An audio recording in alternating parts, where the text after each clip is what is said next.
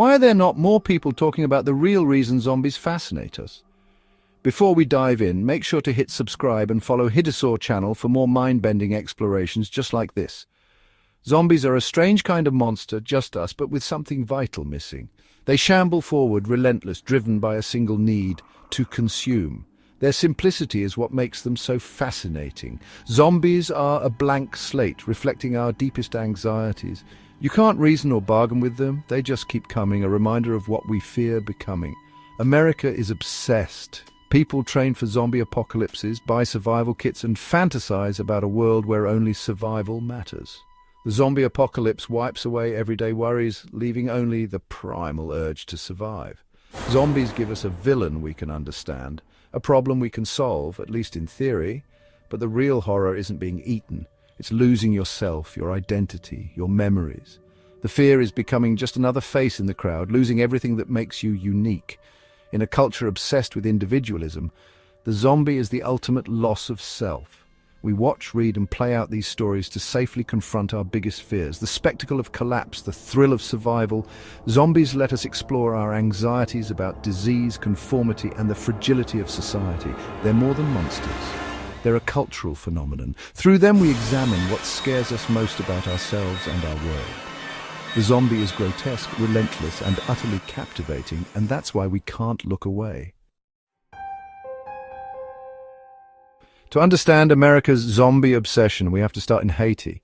The original zombie was a person brought back from the dead by a sorcerer, a slave with no will of their own. This story, rooted in the horrors of slavery, was about losing freedom and identity. Haitian zombies symbolize powerlessness, a fear that resonates everywhere. American soldiers brought these tales home, and soon zombies appeared in books and films. The 1932 film White Zombie cemented the image of the mindless servant. But in 1968, George Romero's Night of the Living Dead changed everything. Romero's zombies weren't controlled by a master, they were everywhere, and anyone could become one. The threat was now a societal collapse, not just magic. The zombie had evolved from folklore to a symbol of apocalypse, and America was hooked. After Romero, zombies became a fixture in American horror. Films like Dawn of the Dead used zombies to critique consumer culture. Undead shoppers mindlessly roaming malls. Video games like Resident Evil let players live out the survival fantasy, making the apocalypse personal. The 21st century brought fast zombies, survival guides, and bestsellers like World War Z. Zombies went mainstream with The Walking Dead, a show less about monsters and more about people rebuilding society. The real story was always about us, how we survive, adapt, and sometimes become the bigger threat. Zombies became a permanent backdrop for exploring human nature. They're the perfect monster for any era, always reflecting our current fears, and they're not going anywhere. Zombies aren't just fiction, they're a metaphor for modern life. Look at the morning commute, people packed together, staring at phones, moving on autopilot. Trends, viral challenges, and opinions spread like a virus. We follow the crowd without thinking. There's comfort in conformity, but also danger.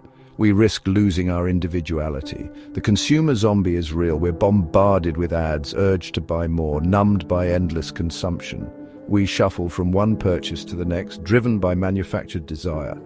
Even politics can look zombified. People cling to parties, repeat talking points, and ignore new information. Debate dies, and we become defenders of territory, not seekers of truth.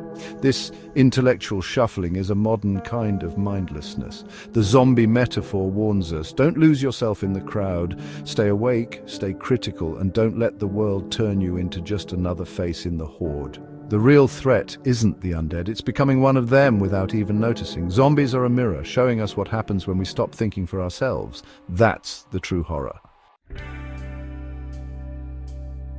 History is full of moments when crowds lose their minds. The 1518 dancing plague in France, hundreds danced uncontrollably, some to death, swept up by a mysterious compulsion. Today we see it in Black Friday sales.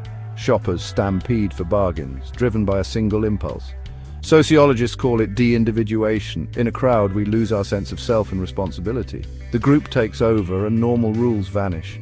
Peaceful protests can turn into riots, sports fans can become destructive mobs, These events reveal how fragile our individuality is. Under the right circumstances, any of us could be swept up in the madness. The zombie horde is a metaphor for this fear, the loss of self to the collective. We like to think we're rational, but the pull of the group is powerful. The real fear is that we could all become part of the mindless crowd. That's the monster lurking inside us.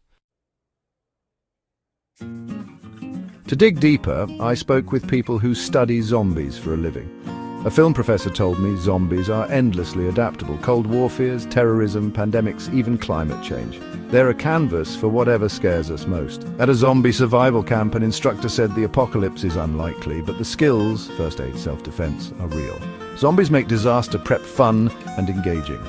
At a comic convention, a graphic novelist explained the appeal. It's about hope. In his stories, the world is broken, but people keep going, building communities and finding reasons to live. The zombies are just the backdrop. The real story is human resilience. A psychologist specializing in anxiety said the zombie apocalypse simplifies life. In a world of overwhelming worries, the goal is clear. Survive.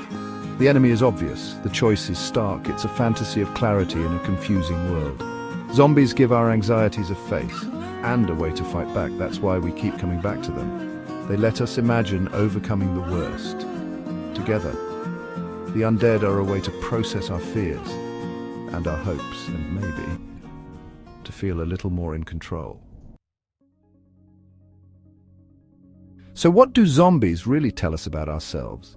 They're a reflection of our fears, of losing our humanity, our individuality, our world.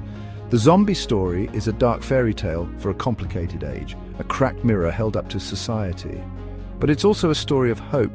Survivors adapt, fight back, and find new reasons to live. These tales celebrate resilience, community, and the power to remain human in the face of inhumanity. The zombie is a cultural wake-up call, asking, are we living deliberately or just shuffling along? Are we thinking for ourselves or letting others do it for us? The zombie warns us not to become mindless, to stay awake and engaged. In a world full of pressures to conform, that's a battle we all have to fight, because the real victory isn't just survival, it's holding on to what makes us human.